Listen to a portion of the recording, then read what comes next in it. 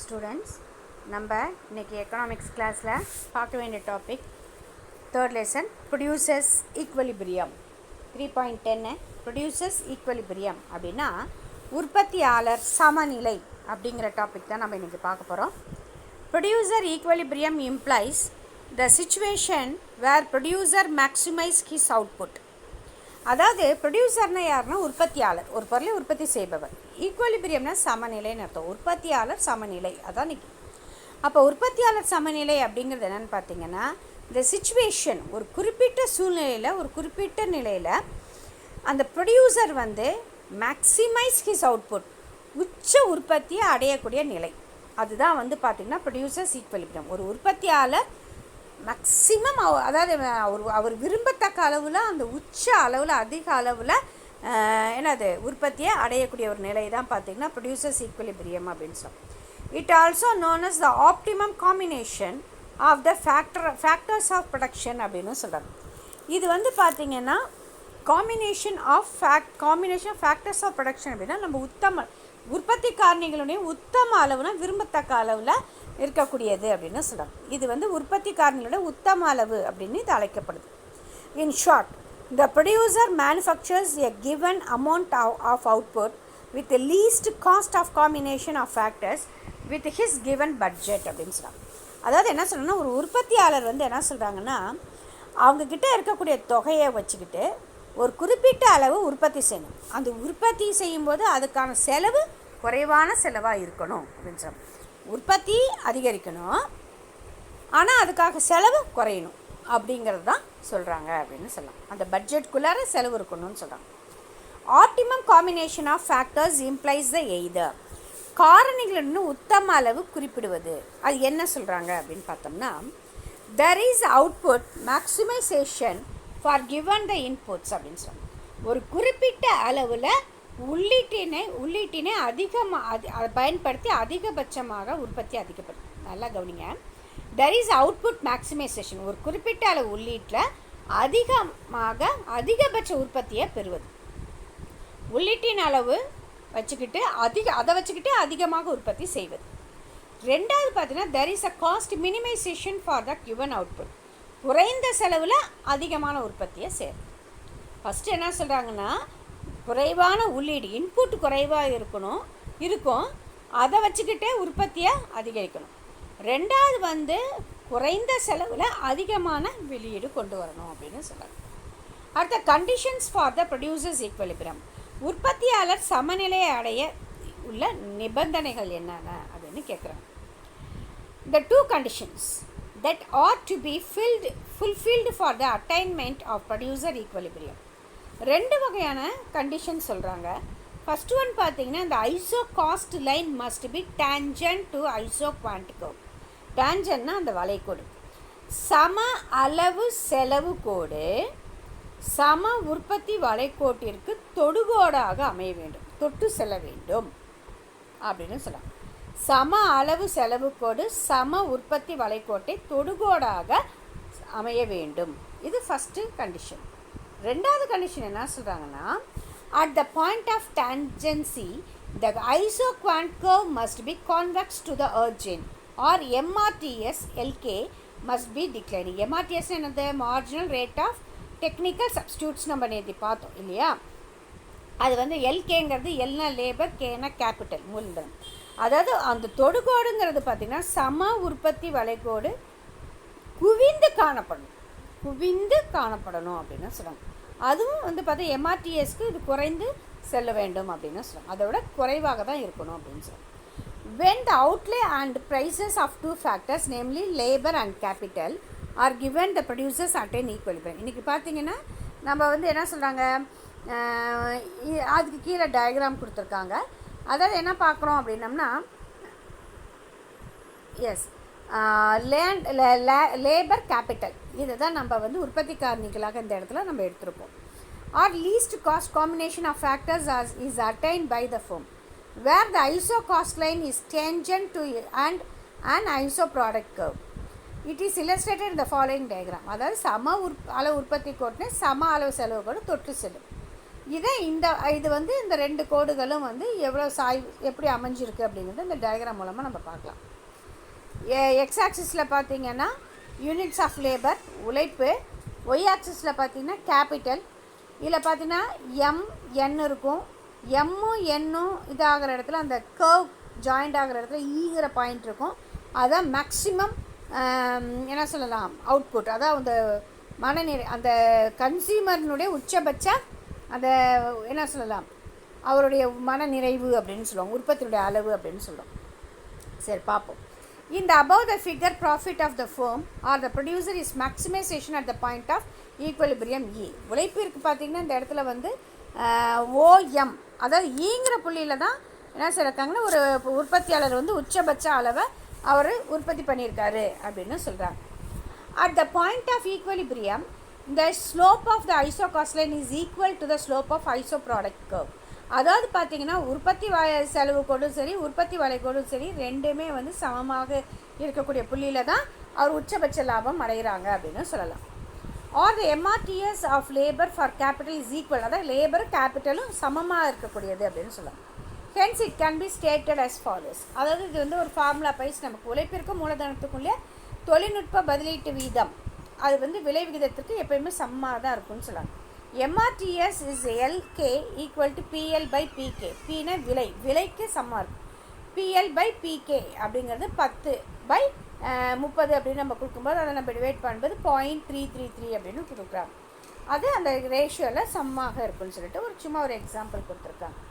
At the point of E, the firm employs OM units of labor and ON units of capital. அதாவது பார்த்திங்கன்னா ON அப்படிங்கிற அளவுலையும் OM, அதாவது OM அப்படின்னா உழைப்பினோட அளவும் ONங்கிற மூலதனத்தினோட அளவும் நம்ம பயன்படுத்தும் போது கிடைக்கக்கூடியது தான் ஈங்கிற பாயிண்ட்டு அப்படின்னு சொல்கிறாங்க. In the other words, it obtains least cost combination or optimum combination of the two factors to produce level of output denoted by isoquant IQ. So இதில் நமக்கு என்ன தெரியுது அப்படின்னு பார்க்கும்போது அந்த உற்பத்தி சம உற்பத்தி வளைகோடும் அந்த உற்பத்தி குறைந்த செலவில் அந்த உற்பத்தி கலவுகளை பயன்படுத்தி இரு உற்பத்தி காரணிகளையும் பயன்படுத்தி உத்தம அளவுனா உச்சபட்ச அளவில் அந்த உற்பத்தியாளர் வந்து உற்பத்தியை கொண்டு வரணும் அப்படின்னு முயற்சி செய்கிறார். The other points such as H, K, R and S lie on higher ISO cost line, indicating that a larger outlay is required, which exceeds the financial resources of the firm. அதுக்கப்புறம் இந்த H இந்த டயக்ராமில் பார்த்திங்கன்னா இந்த KRS இதெல்லாம் பார்த்திங்கன்னா செலவு உற்பத்தியாளர் அடைய முடியாத அந்த நிலையை அது குறிக்குது அப்படின்னு சொல்லுவாங்க. அடுத்து நம்ம பார்க்கக்கூடியது Cobb Douglas production function. Cobb டக்ளஸ்ங்கிற பொருளாதார அறிஞருடைய உற்பத்தி சார்புனா என்ன அப்படிங்கிறத பற்றி நம்ம பார்க்க போகிறோம். Cup Douglas production function is a specific standard equation applied to describe how much output can be made with a capital and labor inputs அப்படின்னு. அதாவது இவங்க ரெண்டு பேரும் என்ன உற்பத்தி சார்புங்கிறது என்ன அப்படின்னா நடைமுறையில் நம்ம பயன்படுத்தக்கூடிய ஒரு ஈக்குவேஷன், ஒரு சமன்பாடு தான் அப்படின்னு சொல்லலாம். இதில் உழைப்பு மூலதனத்தையும் இந்த ரெண்டு இன்புட்டையும் ரெண்டு உள்ளீடுகளையும் பயன்படுத்தி நம்மளால் எவ்வளவு உற்பத்தி பண்ண முடியும் அப்படிங்கிறத சொல்கிறாங்க. அதான் it is used in empirical studies of manufacturing industries இந்த இன்டர் இண்டஸ்ட்ரீஸ் கம்பேரிசன்ஸ். அதாவது அந்த தொழில் நிறுவனங்கள் அந்த உற்பத்தியினுடைய அளவை பிற தொழிலினோட ஒப்பிட்டு ஆய்வு செய்ய இது பயன்படுகிறது அப்படின்னு சொல்கிறாங்க. The relative shares of labor and capital in the total output can also be determined. It is still used in the analysis of economics of modern, developed and stable nations in the world அப்படின்னு சொல்லி. இது வந்து பார்த்திங்கன்னா உற்பத்தியில் அந்த உழைப்பினுடைய பங்கும் மூலதனத்தினுடைய பங்கும் compare பண்ணுறதுக்கு இது ரொம்ப ஹெல்ப்ஃபுல்லாக இருக்குது. அது மட்டும் இல்லாமல் இந்த உற்பத்தி சார்பு அப்படின்னு பார்க்கும்போது இன்றைக்கி மாடர்னைஸ்ட், அதாவது இன்றைக்கி நவீன காலத்தில் ஸ்டாண்டர்டான ஸ்டேபிள் அப்படின்னு நிலையான நாடுகள் பொருளாதார பகுத்தாய்வுக்கு இந்த உற்பத்தி சார்பு முறை ரொம்ப யூஸ்ஃபுல்லாக இருக்கும் அப்படின்னு சொல்லலாம். இந்த Cobb Douglas production function was developed by Charles W Cobb and Paul H Douglas based on the empirical study of American manufacturing industries. முதல்ல இந்த முறையை அறிமுகப்படுத்தியவர்கள் அமெரிக்கன் நாட்டை சேர்ந்தவர்கள் தான். அதாவது கப் டக்ளஸ், அதுக்கப்புறமேல் பார்த்திங்கன்னா பால் கப் சார்லஸ் டபிள்யூ கப் அப்படிங்கிறவங்க பால் ஹச் டக்ளஸ், இந்த ரெண்டு பொருளாதார அறிஞர்களுடைய முயற்சியின் ஆய்வின் அடிப்படையில் தான் இது அமைஞ்சிருந்தது அப்படின்னு சொல்லலாம். பார்த்தீங்கன்னா இட் இஸ் அ லீனியர் அமெரிக்க நாட்டை சேர்ந்த அமெரிக்க உற்பத்தி தொழிற்சாலை அடிப்படையில் தான் இந்த ஆய்வு அவங்க மேற்கொண்டு இதை நமக்கு கொடுத்துருக்காங்க. It is a linear homogeneous production function which implies that the production which implies that the factor of production can be substituted for one another up to the certain extent only அப்படின்னு சொல்லுவோம். இந்த உற்பத்தி சார்புங்கிறது இது வந்து பார்த்திங்கன்னா ஒரு சமச்சீர் தன்மை வாய்ந்ததாக இருக்கும். உற்பத்தி காரணிகளை ஓரளவுக்கு மட்டுமே இதை பயன்படுத்தி பதிலீட்டு பண்டமாக மாற்றக்கூடிய ஒரு முறை சப்ஸ்டிடியூஷன் மெத்தடே இதில் கொண்டு வராங்க. இவங்க எப்படி அந்த கப் அண்ட் டங்லஸ் ஃபார்முலா இவங்க கொண்டு வராங்க அப்படின்னு பார்க்கும்போது இது கண்டிப்பாக கேட்பாங்க 1 மார்க்கில். இந்த Cobb Douglas production function can be express as follows: Q equal to ALA alpha K beta. இதுதான் அவங்களுடைய ஃபார்முலா. எஸ், இதை வச்சு தான் நம்ம வந்து 1 மார்க்கில் கேட்பாங்க, பார்க்கலாம். எஸ், இப்போ வந்து பார்த்தோம்னா வேர் Q ஈக்குவல் டு அவுட்புட், ஏங்கிறது வந்து பாசிட்டிவ் கான்ஸ்டண்ட்டாக நேர்மறை பின்னம் அப்படின்னு சொல்லுவாங்க. கே கேபிட்டல் நமக்கு நல்லா தெரியும், மூலதனம், லேபர் உழைப்பு, b are the positive fractions அப்படின்னு சொல்லுவாங்க. இது ரெண்டுமே பார்த்தீங்கன்னா நேர்மறை பின்னங்கள் தான் இதை குறிக்கக்கூடியது, ஏவும் பியும் சொல்லலாம். Yes, the classic elasticity coefficients of outputs for the inputs labour and capital. இதை பொறுத்து தான் வந்து மூலதனம் மற்றும் உழைப்பினுடைய அளவை மாற்றும்போது எந்த அளவுக்கு உற்பத்தியில் மாற்றம் வரும் அப்படிங்கிறத பற்றி சொல்லுது. B equal to 1 minus A since A plus B equal to 1 denoting the constant returns to scale. அதாவது வந்து இந்த 3 கேட்டகரி கொடுக்குறாங்க. நிலையான அதாவது மாறாத விகித விதி அப்படின்னு சொல்லுவாங்க. A plus B equal to 1 அப்படின்னா ஏவும் பியும் வந்து கான்ஸ்டன்ட்னு அர்த்தம், மாறாது அப்படின்னு அர்த்தம். அதனால் மாறா விகித விளைவு விதி அப்படின்னு சொல்கிறாங்க.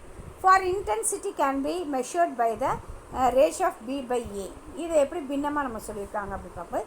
A plus B equal to 1 அப்படின்னா constant returns to scale அப்படின்னா மாறாத விகித விளைவு விதி அப்படின்னு சொல்லுவோம். A plus B is smaller than 1 அப்படின்னா diminishing returns to scaleனா குறைந்து செல் விகித விளைவு விதி. A plus B is greater than 1 அப்படின்னா increasing returns to scaleனா வளர்ந்து செல் விகித விளைவு விதி அப்படின்னு சொல்லுவாங்க. The production function explains that with the proportionate increases in the factors, the output also increases in the same proportion. உற்பத்தி சார்புங்கிறது எதை சொல்கிறாங்கன்னா உற்பத்தி காரணிகளுடைய விகிதாச்சாரம், அந்த ரேஷியோ ப்ரொபன்ஷியேட் இருக்குல்ல, அந்த விகிதாச்சாரம் அதிகரிக்க அந்த வெளியீட்டினுடைய அளவும் அதிகரிக்கும் அப்படின்னு சொல்லுவாங்க. Cobb Douglas production function implies constant returns to scale அப்படின்னு. உற்பத்தி சார்புங்கிறது மாறாத விகித அளவு விளைவு மட்டும் இது குறிக்குது அப்படின்னு சொல்லுவாங்க. Cobb Douglas production function consider only 2 factors. இது 2 காரணிகளை மட்டும் இது எக்ஸாம்பிளாக எடுத்துக்கிறாங்க. அதை நமக்கு லேபர் அண்ட் கேபிட்டல், உழைப்பு மூலதனத்தையும் அதோட முக்கியத்துவத்தை நம்ம எடுத்துக்கிறாங்க. Cobb Douglas production function is specific standard equation applied to describe how much output can be made with capital and labour inputs அப்படின்னு. கப் அண்ட் டக்லஸ் அப்படிங்கிறது உற்பத்தி சார்பு, உழைப்பையும் மூலதனத்தையும் பயன்படுத்தி எவ்வளோ உற்பத்தி செய்ய முடியும் அப்படிங்கிறத பார்த்து அந்த ஈக்குவேஷனை உருவாக்குறாங்க. It describes to how much output can be made with the capital and labour inputs. It is used in empirical studies of manufacturing industries and inter industry comparison அப்படின்னு சொல்லி. இது பார்த்திங்கன்னா உற்பத்தி தொழிற்சாலைகளுக்கும் இடையே உள்ள, அதாவது உற்பத்தி தொழிற்சாலைகளுக்கும் இடைப்பட்ட உற்பத்தி தொழிற்சாலைகளுக்கும் இடையே உள்ள தொடர்பை தான் இது விளக்குது அப்படின்னு சொல்கிறாங்க. அதாவது இண்டஸ்ட்ரீஸை கம்பேர் பண்ணுறதுக்கு இந்த ப்ரொடக்ஷன் ஃபங்க்ஷன் ஹெல்ப்ஃபுல்லாக இருக்குது அப்படின்னு நம்ம புரிஞ்சுக்கலாம். The relative shares of labour and capital in the total output can also be determine. It is still used in the analysis of economies of modern developed and stable nations in the world அப்படின்னு சொல்லுவாங்க. இன்றைக்கி உலகத்தில் பார்க்கும்போது இன்றைய நவீன மற்றும் வளர்ந்த நிலையான நாடுகளில் பொருளாதார சிக்கனங்கள் ஆய்விற்கு இது அதிகமாக இது உதவியாக இருக்குது. உற்பத்தியினுடைய அளவை தீர்மானிக்கிறதுக்கும் இது ரொம்ப சப்போர்ட்டிவாக இருக்குது அப்படின்னு நம்ம சொல்கிறோம். இதுதான் வந்து பார்த்திங்கன்னா நம்ம இந்த என்ன சொல்லலாம் ப்ரொடக்ஷன் ஃபங்க்ஷன் அப்படின்னு சொல்லலாம். இந்த labour and capital production takes place only when the both factors R employed அப்படின்னு சொல்லுவாங்க. இது வந்து பார்த்திங்கன்னா கண்டிப்பாக உற்பத்தியை பொறுத்து தான், இந்த 2 உற்பத்திக்காரங்களை பொறுத்த வேலை வாய்ப்புகள் இருக்குதுன்னு சொன்னால் labour contributes 3/4 of production and capital contributes 1/4 of production அப்படின்னு சொல்லுவாங்க. இதில் வந்து பார்த்திங்கன்னா 3/4 உழைப்பும் மூலதனம் 1/4 உழைப்பையும் பயன்படுத்தி உற்பத்தியை இதை பயன்படுத்துகிறாங்க அப்படின்னு சொல்லலாம். அடுத்தது வந்து பார்த்திங்கன்னா the elasticity of substitution between the factors is equal to 1. உற்பத்தி காரணிகளுக்கான அந்த பதிலீட்டு நிகழ்ச்சிகள் ஒன்றுக்கு எப்பவுமே சமமாக தான் அது இருக்கும் அப்படின்னு சொல்கிறாங்க.